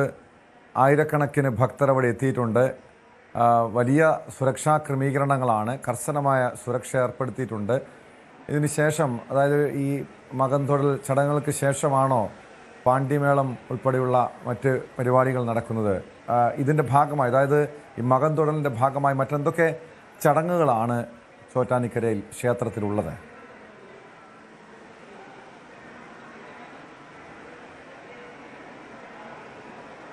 ടോം സൂചിപ്പിച്ചതുപോലെ ഇപ്പോൾ ദർശന സമയമാണ്. അതായത് രാവിലെ മുതൽ ക്ഷേത്രത്തിൽ നാഗസ്വര കച്ചേരി ഉൾപ്പെടെയുള്ള, അതായത് ദേവിയുടെ സന്നിധാനത്ത് ഇതുമായി ബന്ധപ്പെട്ടുള്ള ചടങ്ങുകൾ നടക്കുന്നുണ്ട്. ഈ പാണ്ടിമേളം അല്പസമയത്തിന് ശേഷം തുടങ്ങുമെന്നാണ് മനസ്സിലാക്കാൻ കഴിയുന്നത്. ഇപ്പോൾ ദർശന സമയമാണ്. 12 മണിയോടുകൂടി ദർശനം തുടങ്ങിയിരിക്കുന്ന ഒരു സാഹചര്യത്തിലാണ് ഇപ്പോൾ ദർശനം സമയം. അതായത് ഈ ഭക്തർക്കൊക്കെ പരമാവധി ഭക്തർക്ക് ദർശനത്തിലുള്ള സംവിധാനം ഒരുക്കിയ ശേഷമായിരിക്കും മറ്റ് ചടങ്ങുകളിലേക്ക് കടക്കുക. ഇപ്പോൾ എന്തായാലും നമുക്ക് കാണാൻ കഴിയുന്നത് ദർശനത്തിനുള്ള, അതായത് മറ്റ് സംവിധാനങ്ങൾക്കൊക്കെ ഉള്ള ഒരുക്കങ്ങൾ പൂർത്തിയായിട്ടുണ്ട്. എന്നിരുന്നാലും ഈ ഒരു 2 മണിക്കൂർ ദേവിയെ കാണാനുള്ള സമയമാണ്. അതിനുവേണ്ടിയുള്ള എല്ലാ ആളുകളുടെയും ഒരു ശ്രദ്ധ, അല്ലെങ്കിൽ എല്ലാ ആളുകളും കൂടുതലും ഈ ഒരു ഭാഗത്തേക്ക് തന്നെയാണ് അതിനുള്ള ഒരു ശ്രദ്ധ അർപ്പിച്ചിരിക്കുന്നത്. ഇന്നും മാത്രമല്ല, 2 മണി മുതൽ മകം തൊഴൽ തുടങ്ങിയ രാത്രി 9:30 വരെയാണ് ഈ ദേവിയെ 9:30 വരെ സർവാഭരണ വിഭൂഷിത, അതായത് മകത്തിന് അണിയിച്ചൊരുക്കിയിരിക്കുന്ന ഈ ആചാരപ്രകാരമുള്ള ദേവിയുടെ സർവാഭരണ വിഭൂഷിതയായ ദേവിയെ കാണാൻ കഴിയും. ഈ പാണ്ടിമേളം നേരത്തെ തന്നെ അരങ്ങേറിയിട്ടുണ്ട്. തുടർന്ന്, അതായത് മുരളീധരൻ ആരാരുടെയും സംഘത്തിൻ്റെയും നേതൃത്വത്തിലായിരുന്നു പാണ്ടിമേളം. അത് നേരത്തെ തന്നെ അരങ്ങേറിയിട്ടുണ്ട്. ആ ചടങ്ങ് കഴിഞ്ഞ ശേഷമാണ് ഇപ്പോൾ നട തുറന്നത്. ക്ഷേത്രത്തിന് മുന്നിൽ തന്നെ ഉണ്ടായിരുന്ന ചടങ്ങുകൾ, അതിനുശേഷം അത് ദേവസ്വം ബോർഡിൻ്റെ കൂടി സപ്പോർട്ടോടുകൂടി, പിന്തുണയോടുകൂടിയാണ് പാണ്ടിമേളം നടന്നത്. മാത്രമല്ല, ഇതിനു വേണ്ടിയിട്ട് എല്ലാവരും, അതായത് നട തുറക്കുന്ന ഒരു സാഹചര്യത്തിന് വേണ്ടി എല്ലാവരും കാത്തിരിക്കുകയായിരുന്നു. ഈ ദർശനം നടത്താൻ നേരത്തെ ഞാൻ പറഞ്ഞതുപോലെ 9:30 വരെ ദർശനം നടത്താം. വില്യമംഗല സ്വാമിയാർക്ക് ദേവി മകം നാളിൽ സർവാഭരണ വിഭൂഷിതയായി അനുഗ്രഹം നൽകിയ ദിവസം എന്നുള്ള പ്രത്യേകതയാണ് ചോറ്റാനിക്ക മകം തൊഴലിലുള്ളത്. അതുമാത്രമല്ല, ഈ വരദാഭയ മുദ്രകളാണ് ഇന്ന് ദേവിക്കുള്ളത് എന്നുള്ളതാണ് പ്രത്യേകത. സ്വർണ്ണക്കിരീടവും സ്വർണ്ണാഭരണം ഇന്ന് അണിയിച്ചൊരുക്കുന്ന തരത്തിൽ ഇന്നത്തേക്ക് മാത്രമുള്ള പ്രത്യേകതയാണ്. പ്രത്യേക തരത്തിലുള്ള ആഭരണങ്ങൾ, പ്രത്യേക തരത്തിലുള്ള ഉടയാടകൾ അങ്ങനെ പ്രത്യേക തരത്തിലുള്ള പൂക്കളാലുള്ള അർച്ചന തുടങ്ങിയവയൊക്കെ ഇന്ന് നടക്കും. അതുമാത്രമല്ല, ഇതിന് ശേഷം മകദർശനത്തിന് ശേഷം മേളത്തോട് കൂടിയിട്ട് വിളക്കെഴുന്നള്ളിപ്പിക്കും നടക്കും. 9:30 വരെ ദേവിയെ തൊഴാമെന്നുള്ളതാണ്. അതിനുശേഷം ചൊവ്വാഴ്ച രാവിലെ, അതായത് പൂരം നാളെ രാവിലെ 5:30 പറക്കെഴുന്നള്ളിപ്പ് നടക്കും. അതിനുശേഷമാണ് രാത്രി 7:30 വരെ 7:30ക്കാണ് രാത്രി എഴുന്നള്ളിപ്പ് നടക്കുക. അതുമാത്രം വലിയ കീഴ്ക്കാവിലേക്ക് എഴുന്നള്ളിപ്പ്, പിന്നെ ശിവക്ഷേത്രത്തിലേക്ക്, അടുത്തുള്ള ശിവക്ഷേത്രത്തിലേക്ക് പൂരം എഴുന്നള്ളിപ്പ്, അതുപോലെ ഭഗവതി ശാസ്താവ് എന്നിവരോടൊപ്പം പൂരം എഴുന്നള്ളിപ്പ്. 9:30ക്ക് ഓണക്കുറ്റിച്ചിറ ഭഗവതി, തുളുവൻ കുളങ്ങര വിഷ്ണു, എടാട്ട് ഭഗവതി, കർത്തക്കാട്ട് ഭഗവതി എന്നീ ക്ഷേത്രങ്ങളിലെ പൂരം എഴുന്നള്ളിപ്പും എല്ലാ പൂരം എഴുന്നള്ളിപ്പും കൂടി ചേർന്ന് പടിഞ്ഞാറേ നടയിലെത്തുന്ന കാഴ്ചയായിരിക്കും നാളെ ഉണ്ടാവുക. അതിനുശേഷമായിരിക്കും, അതായത് നേരത്തെ ഞാൻ പറഞ്ഞ പോലെ 7 ദേവീദേവന്മാരെ ആനയിച്ച് എഴുന്നള്ളിപ്പ് വന്നതിന് ശേഷമായിരിക്കും അടുത്ത ദിവസത്തേക്ക്, അതായത് ഉത്തരനാളിലാണ് ആറാട്ട് അവസാനിക്കുക. ആ ദിവസത്തിൽ തന്നെയായിരിക്കും ഈ ആറാട്ട് ബലി ഉൾപ്പെടെയുള്ള ചടങ്ങുകൾ നടക്കുക. അതോടുകൂടിയാണ്, അതായത് മകം, പൂരം, ഉത്രം ഈ 3 നാളുകളിലായിട്ടാണ് ഇതിൻ്റെ എഴുന്നള്ളിപ്പ് പൂർണ്ണമാവുക, ഉത്സവം പൂർണ്ണമാവുക. മറ്റന്നാൾ ബുധനാഴ്ച ആറാട്ട് എഴുന്നള്ളിപ്പോട് കൂടിയാണ്. തീർച്ചയായും സൂചിപ്പിച്ചതുപോലെ പല രീതിയിലുള്ള ഐതിഹ്യങ്ങളും വിശ്വാസങ്ങളും ചോറ്റാനിക്കര മകൻ തൊഴലിൻ്റെ ഭാഗമായിട്ടുണ്ട്. പ്രത്യേകിച്ചും ദീർഘസുമംഗലിയാകാനും അവിവാഹിതകളുടെ വിവാഹം നടക്കാനും സർവ്വദോഷങ്ങൾ മാറാൻ ഈ സമയത്ത് ക്ഷേത്രത്തിൽ ദർശനം നടത്തുന്നത് വലിയ രീതിയിലുള്ള അനുഗ്രഹമാകുമെന്ന് വിശ്വസിക്കുന്നവരാണ് പൊതുവെ ചോറ്റാനിക്കരയിലെത്തുന്ന ഭക്തർ. അതുകൊണ്ടാണ് ഈ പുരുഷന്മാരെക്കാൾ കൂടുതലായി സ്ത്രീകൾ സാധാരണ ഈ ചോറ്റാനിക്കര മകൻ തൊഴാനായി ക്ഷേത്രത്തിലെത്താറുള്ളത്.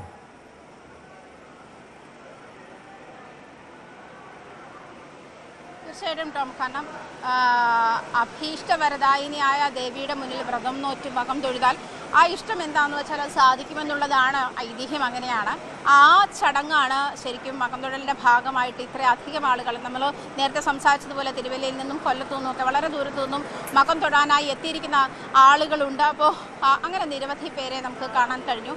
അങ്ങനെ ഉള്ള ഒരു ഒരുക്കങ്ങൾ തന്നെ വളരെ നേരത്തെ തന്നെ ഇതുമായി ബന്ധപ്പെട്ടു.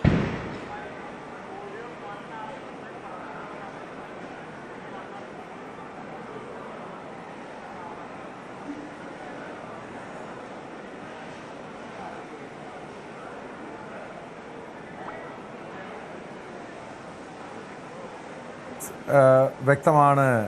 ആജ്ഞാ രവീന്ദ്രനാണ് ചോറ്റാനിക്കരയിൽ നിന്നും വിവരങ്ങൾ നൽകുന്നത്. ഭക്തി നിർഭരമായ ചടങ്ങുകളാണ് ചോറ്റാനിക്കര ക്ഷേത്രത്തിൽ ഇപ്പോൾ നടക്കുന്നത്. രാത്രി 9:30 വരെയാണ് ചടങ്ങുകൾ. 2 മണിക്കാണ് മകൻ തൊഴൽ ആരംഭിച്ചത്.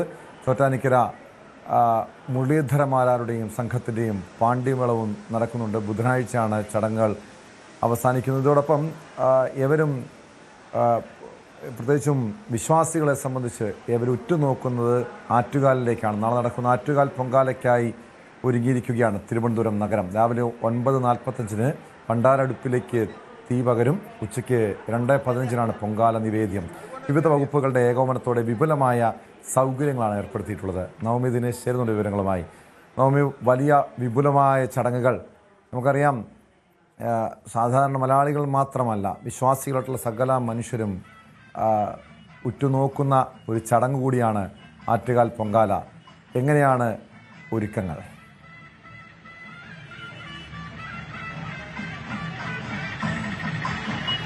എന്തായാലും തിരുവനന്തപുരം നഗരത്തിന്റെ ഹൃദയഭാഗം ഈ ആറ്റുകാൽ പൊങ്കാലയ്ക്കായി സജ്ജമായിരിക്കുകയാണ്. നമ്മളിപ്പോൾ ഈ കാണുന്ന ദൃശ്യങ്ങൾ കാണുമ്പോൾ തന്നെ അറിയാം, ഓരോ കട്ടകൾ പിടിച്ചു വെച്ചിട്ടുണ്ട്. നാളെ പൊങ്കാല ഇടുന്നതിന് വേണ്ടി പലരും ഈ കട്ടകൾ പിടിച്ചു വെച്ചിട്ടുണ്ട്.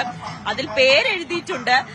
നിഷ, ഷീജ, ഷീബ, നിഷ, സുജ, അങ്ങനെ പേരൊക്കെ എഴുതി വെച്ച് ആളുകളൊക്കെ നേരത്തെ, ഇത് ചിലപ്പോൾ മാസം മുമ്പ് വരെ പേരെഴുതി വെച്ചിട്ട് പോയവരാണ്. ഇത് മഴയത്തൊക്കെ പലതും കീറിപ്പോയത് നമുക്ക് ദൃശ്യങ്ങൾ കാണാം. അംബിക പാലോട്, ഗിരിജ അഴീക്കോട്, അങ്ങനെ കട്ടകളൊക്കെ നിരത്തി പേരൊക്കെ എഴുതി വെച്ചിരിക്കുകയാണ് ആളുകൾ.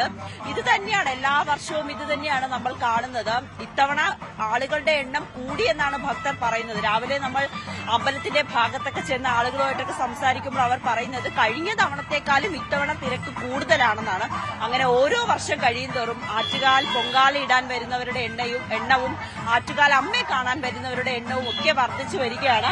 ഇപ്പോ വയനയിലുണ്ട്. ഇത് വെച്ചും നാളെ പൊങ്കാല അർപ്പിക്കുന്നതിന്റെ ഭാഗമായി ഇത് വെച്ചിട്ടൊക്കെ വസ്തുക്കൾ ഉണ്ടാക്കാറുണ്ട്. നമുക്ക് ഇവിടെ അമ്മയോട് തന്നെ ചോദിക്കാം. അമ്മ, എങ്ങനെയുണ്ട് കച്ചവടമൊക്കെ? കച്ചവടമൊക്കെ വലിയ കുഴപ്പമില്ല. എല്ലാ വർഷവും ഞാൻ വരുന്നതാണ്. വർഷം തോറും ഞാൻ വന്ന പൊങ്കാലയൊക്കെ കഴിപ്പിക്കും. വലിയ കുഴപ്പമൊന്നുമില്ലാതെ പൊങ്കാല ഇടുന്നില്ലേ? ഇല്ല, പൊങ്കാല ഇടുന്നുണ്ട്. ഇത് കഴിഞ്ഞിട്ട് ഇതിന്റെ പൈസക്ക് തന്നെ ഞാൻ പൊങ്കാല ഇടും. വേറെന്തൊക്കെയാ? ചൂട്ടും വിറവും ചൂട്ടും ഒക്കെ ഉണ്ടായിരുന്നു. തുമ്പല ഉണ്ടായിരുന്നു. അതൊക്കെ വിറ്റ് കഴിഞ്ഞു. അതെല്ലാം വിറ്റ് കഴിഞ്ഞു. രാവിലെ ഞാൻ വന്നതാണ്. ഇനിയിപ്പോ വേറെ ഉണ്ടോ? വേറെ കൊണ്ടുവരോ? വേറെ കൊണ്ടുവരാൻ പറ്റില്ല മക്കളെ. ദൂരമല്ലേ, പൊന്മുടിക്ക് അടുപ്പിച്ച് വരണതല്ലേ. പൊന്മുടി നാളെ രാവിലെ പൊങ്കാലയ്ക്ക് ഞാൻ അവിടെ ചെന്നിട്ട് അവിടെ നിന്നൊക്കെ വണ്ടി ഉണ്ടല്ലോ, ബസ്സുണ്ട്. ബസ്സിലും നമ്മൾ രാവിലെ വരും. ബസ്സിൽ വലിയ തിരക്കാണല്ലേ? നല്ല തിരക്കായിരിക്കും. നല്ല തിരക്കായിരിക്കും. അമ്മയുടെ നടയിലും പൊങ്കാലയ്ക്ക് വലിയ തിരക്കായിരിക്കും. ആ സന്തോഷമുള്ളൊരു ഇതാണ്. വർഷം തോറും അമ്മയുടെ നടയിലുള്ള പൊങ്കാലയ്ക്കൊക്കെ നമുക്ക് വലിയ സന്തോഷമാണ്. ടോം, ഇത് എല്ലാ വർഷവും ഇവിടെ വന്ന് പൊങ്കാലിടുന്നവരെ സംബന്ധിച്ച് വലിയ സന്തോഷത്തിന്റെ ഒരു ആഘോഷത്തിന്റെ ദിവസം കൂടിയാണ്. ഈ തിരുവനന്തപുരത്തിന്റെ നഗരത്തില് ഈ കഴിഞ്ഞ കുറച്ച് ദിവസങ്ങളായി കാണുന്ന കാഴ്ചകൾ ഇത് തന്നെയാണ്. എല്ലായിടത്തും ഇവിടെ ചേച്ചിമാരൊക്കെ കലം വാങ്ങാൻ വരുന്നുണ്ട്. പല സൈസിലുള്ള കലമുണ്ട്. 200 രൂപ മുതലാണ് സ്റ്റാർട്ട് ചെയ്യുന്നത്. കലം മാത്രമല്ല, ചൂട്ടും കൊതുമ്പുണ്ട്, മുറമുണ്ട്, വാഴയിലയുണ്ട്, കൊതുമ്പുണ്ട്. അങ്ങനെ ഒരു പൊങ്കാല ഇടണമെന്ന് ആഗ്രഹിക്കുന്നവര് നേരെ തിരുവനന്തപുരത്തേക്ക് ഇങ്ങ് പോന്നാൽ മതി. എല്ലാ സാധനങ്ങളും ഇവിടെ റെഡിയാണ്. കച്ചവടമൊക്കെ വലിയ രീതിയിൽ തകൃതിയായിട്ട് തന്നെ നടക്കുന്നുണ്ട്. അതിനൊന്നും ഒരു കുറവുമില്ല. ആളുകളൊക്കെ എത്തിത്തുടങ്ങി. ഇന്നലെ തന്നെ റെയിൽവേ സ്റ്റേഷനിലൊക്കെ വന്ന് കിടക്കുന്ന ആളുകളുണ്ട്. അവരവിടെ തന്നെ കിടന്ന് അവിടെയൊക്കെ ശുചിമുറിയൊക്കെ ഉപയോഗിച്ച് നാളെ ഈ റെയിൽവേ സ്റ്റേഷന്റെ ഭാഗത്തൊക്കെ പൊങ്കാലയിട്ട് ആ കിട്ടുന്ന ട്രെയിനിൽ തിരിച്ചു പോവുക എന്നുള്ളൊരു ലക്ഷ്യത്തോടുകൂടി വരുന്നവരുണ്ട്. ഇവർക്കൊക്കെ ഈ പൊങ്കാല ദിവസമാകുമ്പോൾ അത് എത്രമാത്രം ബുദ്ധിമുട്ടുണ്ടെങ്കിൽ പോലും അതിനെയൊക്കെ ആ പ്രശ്നം അതൊന്നും അവർക്ക് പ്രശ്നമല്ല. ആ ഒരു പ്രതിസന്ധിയൊക്കെ തരണം ചെയ്ത് തന്നെയാണ് അവർക്ക് ഇവിടെ വരുന്നത്. എന്തായാലും ഈ ഗതാഗത നിയന്ത്രണം ഇന്ന് മുതൽ തന്നെ ആരംഭിച്ചു. ഉച്ചയ്ക്ക് 1 മണി മുതൽ തന്നെ നഗരത്തിലുള്ള വലിയ ഗതാഗത നിയന്ത്രണം ഉണ്ട്. നാളെ വൈകിട്ട് 8 മണിവരെ ആയിരിക്കും ആ നിയന്ത്രണം ഉണ്ടാകുക. ആറ്റുകാൽ ഭാഗത്തേക്ക്, നെയ്യാറ്റിൻകര ഭാഗത്തേക്കൊക്കെ പോകേണ്ടവർ വാഹനങ്ങൾക്കുൾപ്പെടെ വഴിതിരിച്ചുവിടുന്ന ഒരു സാഹചര്യമാണ്. ശ്രീകാര്യം, കേശവദാസപുരം, പട്ടം, വഴുതക്കാട്, പൂജപ്പുര വഴിയൊക്കെ പോകണമെന്ന നിർദ്ദേശം നേരത്തെ തന്നെ അധികൃതർ നൽകുകയും ചെയ്തു. മറ്റൊരു കാര്യം ഈ പോലീസിന്റെ സുരക്ഷയാണ്. ഏകദേശം 4000-ഓളം പോലീസ് ഉദ്യോഗസ്ഥരെയാണ് വിന്യസിച്ചിരിക്കുന്നത്. അതോടൊപ്പം ഇത്തവണ ഡ്രോണിന്റെ നിരീക്ഷണവും ഉണ്ടാകും. നമുക്കറിയാം വലിയ തിരക്കുകളുണ്ട്, തിക്കും തിരക്കും ഒക്കെ ഉണ്ടാകാനുള്ള സാഹചര്യമുണ്ട്. അപ്പൊ പോലീസിനെ കണ്ടെത്താൻ കഴിയാത്ത ഇടങ്ങളിൽ ഡ്രോണിന്റെ നിരീക്ഷണവും ഉണ്ടാകും. അങ്ങനെ എല്ലാ വിധത്തിലും പൊങ്കാലയ്ക്കായി നഗരം ഒരുങ്ങിക്കഴിഞ്ഞു. രാവിലെ അമ്പലത്തിലൊക്കെ വലിയ തിരക്കാണ്. പുലർച്ചെ 5 മണി മുതൽ ക്യൂവിൽ നിൽക്കുന്നവരുണ്ട്. അവരൊക്കെ എത്ര വൈകിയാലും ദേവിയെ കണ്ട് തൊഴുതതിന് ശേഷം മാത്രമേ മടങ്ങൂ. എന്നിട്ട് വേണം നാളെ വന്ന് പൊങ്കാല അർപ്പിക്കാനെന്ന ഒരു പ്രാർത്ഥനയോടുകൂടി, എന്ന ഒരു വിശ്വാസത്തോടുകൂടി എത്തിയവരാണ് രാവിലെയൊക്കെ നമ്മൾ അമ്പലത്തിൽ കണ്ടത്. അങ്ങനെ വലിയ ജനസാഗരമാവും ഇത്. തിരുവനന്തപുരം മാത്രമല്ല, കേരളത്തിൽ അങ്ങോളം ഇങ്ങോളം ടോം നേരത്തെ സൂചിപ്പിച്ചതുപോലെ തന്നെ മറ്റ് നാടുകളിൽ നിന്നുമൊക്കെ ഇവിടെ വരുന്നവരുണ്ട്. രാവിലെ നമ്മൾ കണ്ട ആളുകളൊക്കെ വിദേശത്തുനിന്ന് വന്നവരാണ്. അവരൊക്കെ ഈ സമയം നോക്കി, പൊങ്കാലയുടെ ദിവസം നോക്കി ലീവ് എടുത്ത് തിരുവനന്തപുരംകാരിയാണ്. ഇതത്ര ഒരു പുതുമയുള്ളൊരു കാഴ്ചയായിരിക്കില്ല നവമിയെ സംബന്ധിച്ച്. പക്ഷേ സാധാരണക്കാരായ ജനങ്ങൾ എല്ലാ വർഷവും ഈ ആറ്റുകാൽ അമ്മയ്ക്ക് പൊങ്കാലയിടാൻ വേണ്ടി എത്തുന്ന നിരവധി ആളുകളുണ്ട്. പ്രമുഖരടക്കം, ചലച്ചിത്ര താരങ്ങളടക്കമുള്ളവരുണ്ട്. എങ്ങനെയാണ് ഇതിൻ്റെ ഒരു വിശ്വാസവും മറ്റും എങ്ങനെയാണ്? മാത്രമല്ല, നവമി ഇത്തവണ പൊങ്കാല ഇടുന്നുണ്ടോ? ഈ മൺകലമൊക്കെ വാങ്ങിയിട്ടുണ്ടോ?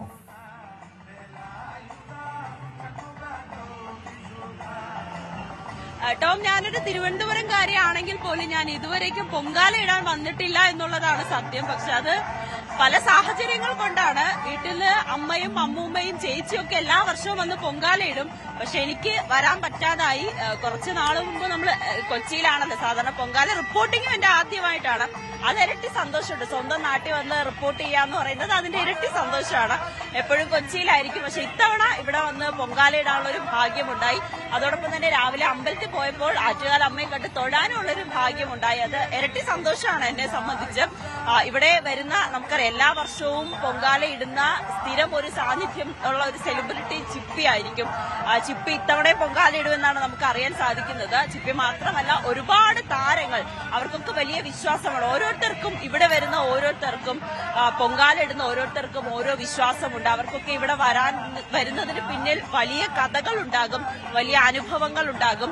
രാവിലെ നമ്മൾ സംസാരിക്കുമ്പോൾ അവരൊക്കെ പറയുന്നത് കഴിഞ്ഞ വർഷം ഇത്രയും തിക്കും തിരക്കും ഒക്കെ ആണെങ്കിലും വലിയ ബുദ്ധിമുട്ടിയാണെങ്കിലും ഇവിടെ വന്ന് പൊങ്കാല ഇട്ട് പോയി കഴിഞ്ഞാൽ അടുത്ത വർഷം ഇതേ സമയമാകുമ്പോൾ അവർക്ക് വരാതിരിക്കാൻ പറ്റില്ല. അത്രയേറെ ആഗ്രഹമാണ്, അല്ലെങ്കിൽ ദേവി ഞങ്ങളെ വിളിക്കുന്നതായി തോന്നുമെന്നൊക്കെയാണ് അവർക്ക് പ്രതികരിച്ചത്.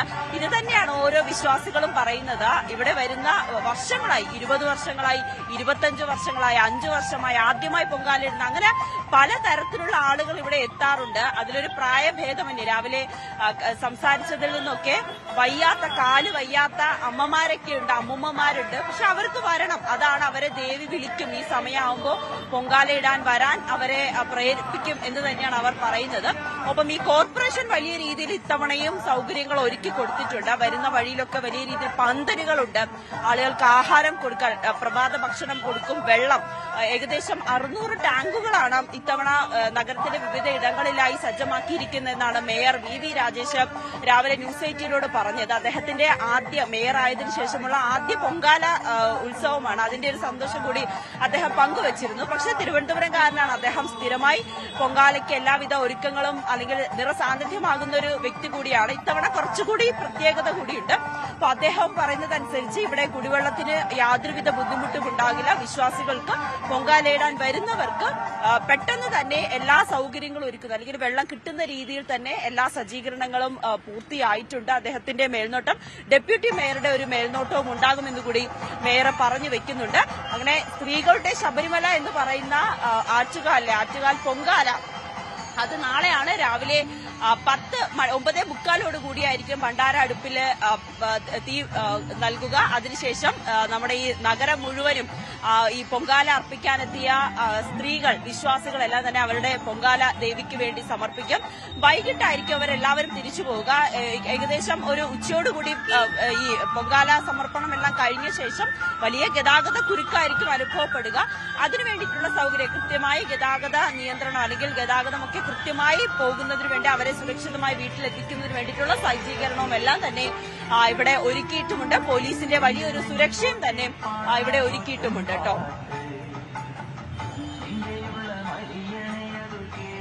എന്തായാലും നവമി സൂചിപ്പിച്ചതുപോലെ തിരുവനന്തപുരം നഗരത്തെ സംബന്ധിച്ച് ആഘോഷത്തിന്റെ, സന്തോഷത്തിന്റെ മണിക്കൂറുകളാണിത്. നവമിയെ സംബന്ധിച്ച് ഇത് ആദ്യത്തെ പൊങ്കാല റിപ്പോർട്ടിംഗ് ആണ്. നവമി ഇതുവരെ തിരുവനന്തപുരം സ്വദേശിനിയാണെങ്കിൽ പോലും ഇതുവരെയും പൊങ്കാല അർപ്പിച്ചിട്ടില്ല എന്നാണ് പറയുന്നത്. പക്ഷെ അങ്ങനെയെങ്കിൽ നവമി എന്തായാലും ഇത്തവണ പൊങ്കാല ഇടണം, ചടങ്ങുകളുടെ ഭാഗമാകണം. റിപ്പോർട്ട് ചെയ്യുന്നതിനൊപ്പം തന്നെ ഈ ഒരു മണിക്കൂറുകൾ, ഇത് വലിയ രീതിയിലുള്ള തിരക്കുണ്ട്, കൃത്യമായ സുരക്ഷാ ക്രമീകരണങ്ങളുണ്ട്. നാളെയാണ് ചടങ്ങുകൾ, രാവിലെ തന്നെ ചടങ്ങുകൾ ആരംഭിക്കും. നഗരസഭയുടെ ഭാഗത്തുനിന്ന് ക്രമീകരണങ്ങളുണ്ട്. പോലീസ് വലിയ സുരക്ഷയാണ് തിരുവനന്തപുരം നഗരത്തിലടക്കം ഒരുക്കിയിട്ടുള്ളത്. സ്പോട്ട് ലൈവിന് പോകുന്നത് മറ്റൊരു വാർത്തയിലേക്കാണ്. മഞ്ഞുമ്മൽ ബോയ്സിന്റെ സംവിധായകൻ ചിദംബരത്തിനെതിരെ ലൈംഗിക അതിക്രമ കേസ്. 2022 ഫ്ളാറ്റിൽ അതിക്രമിച്ചു കയറി ലൈംഗികോദ്ദേശത്തോടെ പെരുമാറിയെന്നാണ് യുവതിയുടെ പരാതി. എറണാകുളം സൗത്ത് പോലീസാണ് കേസെടുത്തത്. വിവരങ്ങളുമായി ഡാനി പോൾ ചേരുന്നു കൊച്ചിയിൽ നിന്ന്. ഡാനി, 2022 നടന്ന ലൈംഗിക അതിക്രമം 4 വർഷത്തോളം എന്തുകൊണ്ടാണ് യുവതി പരാതി നൽകാതിരുന്നത്? സിനിമയുമായി ബന്ധമുള്ള വ്യക്തിയാണോ പരാതിക്കാരി?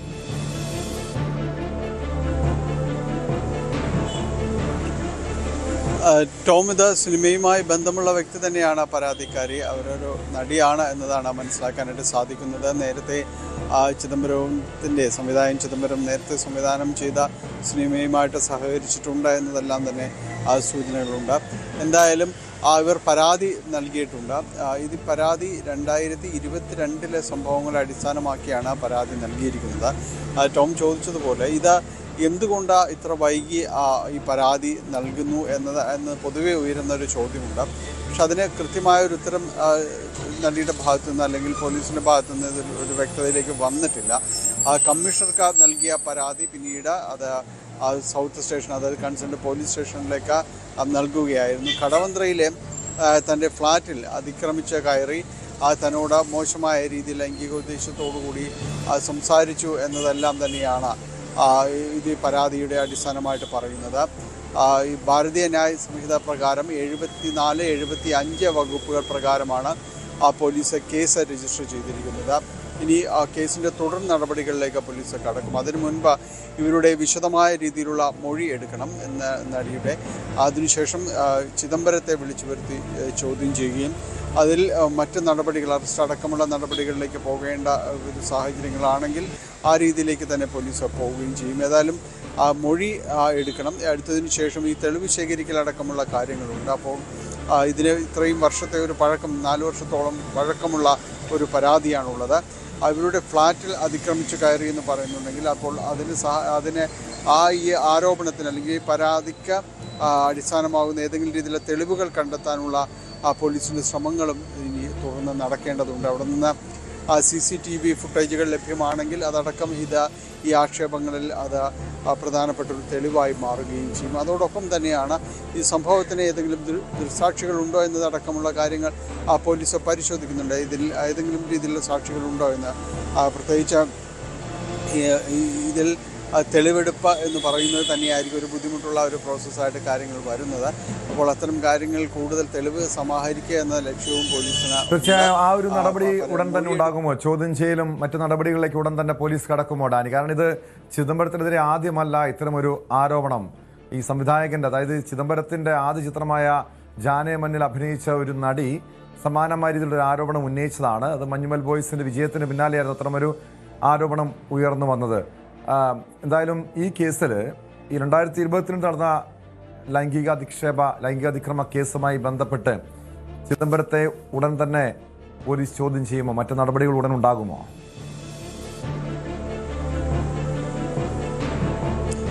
പരാതിയുടെ സ്വഭാവം ഇതായതുകൊണ്ട് ടോം, വലിയ രീതിയിൽ ഒരു വൈകൽ ഈ കാര്യങ്ങളിൽ ഉണ്ടാകില്ല.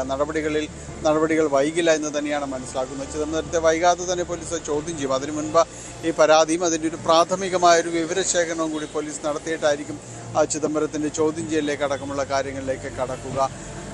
അത് വൈകാതെ തന്നെ ഉണ്ടാകുമെന്ന് തന്നെയാണ് നമ്മൾ മനസ്സിലാക്കുന്നത്. നേരത്തെ ടോം സൂചിപ്പിച്ചതുപോലെ നേരത്തെയും ഇതിനു മുൻപും ഒരു പരാതികൾ ഉയർന്നു വരുന്നിരുന്നു. അതിന് പല രീതിയിൽ അതിനുള്ളൊരു പ്രതിരോധങ്ങൾ ചിദംബരത്തിൻ്റെ ഭാഗത്ത് നടക്കമുള്ള കാര്യങ്ങൾ ഉണ്ടായിരുന്നു. എന്തായാലും ഈ പരാതി എന്താണ്, അതിൻ്റെ വിശദാംശങ്ങൾ എന്താണ് എന്നതെല്ലാം തന്നെ വൈകാതെ ഇവരുടെ ഒരു മൊഴി സ്വീകരിക്കുന്നതിലൂടെ ആയിരിക്കും കൂടുതൽ കാര്യങ്ങളിലൊരു വ്യക്തത വരികയും ചെയ്യുക. ഏതായാലും ഈ ചിദംബരവും ഈ അഭിഭാഷകരുമായിട്ടും എല്ലാം തന്നെ ബന്ധപ്പെട്ട് തുടങ്ങിയെന്നൊരു വിവരം കൂടി പുറത്തേക്ക് വരുന്നുണ്ട്. ഏതായാലും വരും ദിവസങ്ങളിൽ അതിൻ്റെ ഒരു കൂടുതൽ വ്യക്തതയിലേക്ക് പോകും. പെൺകുട്ടിയിൽ നിന്ന്, ഈ പരാതിക്കാരിൽ നിന്ന് പ്രാഥമികമായ രീതിയിലുള്ള ഒരു വിവരശേഖരണം നടത്തിയതിന് ശേഷം ചിദംബരത്തെയും ഇതിൻ്റെ ഒരു ചോദ്യം ചെയ്യലിലേക്കടക്കം കാര്യങ്ങൾ കടക്കുകയും ചെയ്യും. യെസ്, വ്യക്തമാണ്. കൊച്ചിയിൽ നിന്ന് ഡാനി പോളാണ് വിവരങ്ങൾ നൽകിയത്. മഞ്ഞുമൽ ബോയ്സിന്റെ സംവിധായകൻ ചിദംബരത്തിനെതിരെയാണ് ലൈംഗികാതിക്രമ കേസെടുത്തിരിക്കുന്നത്. 2022 കൊച്ചിയിലെ ഫ്ളാറ്റിൽ അതിക്രമിച്ച് കയറി തനിക്ക് നേരെ ലൈംഗികാതിക്രമം നടത്തിയെന്നാണ് നടിയായിട്ടുള്ള യുവതിയുടെ പരാതി. മുൻപും ചിദംബരത്തിനെതിരെ സമാനമായ ഒരു ലൈംഗികാതിക്രമ പരാതി ഉയർന്നിരുന്നു. അതും മഞ്ഞുമൽ ബോയ്സിന്റെ സിനിമയുടെ വിജയത്തിന് ശേഷമായിരുന്നു. ഇനി സംവിധായകനെ ഉടൻ തന്നെ പോലീസ് ഈ കേസുമായി ബന്ധപ്പെട്ട് ചോദ്യം ചെയ്യാൻ വിളിപ്പിക്കുമെന്നാണ് സൂചന. സ്പോട്ട് ലൈവ് പൂർണ്ണമാകുന്നു. നമസ്കാരം.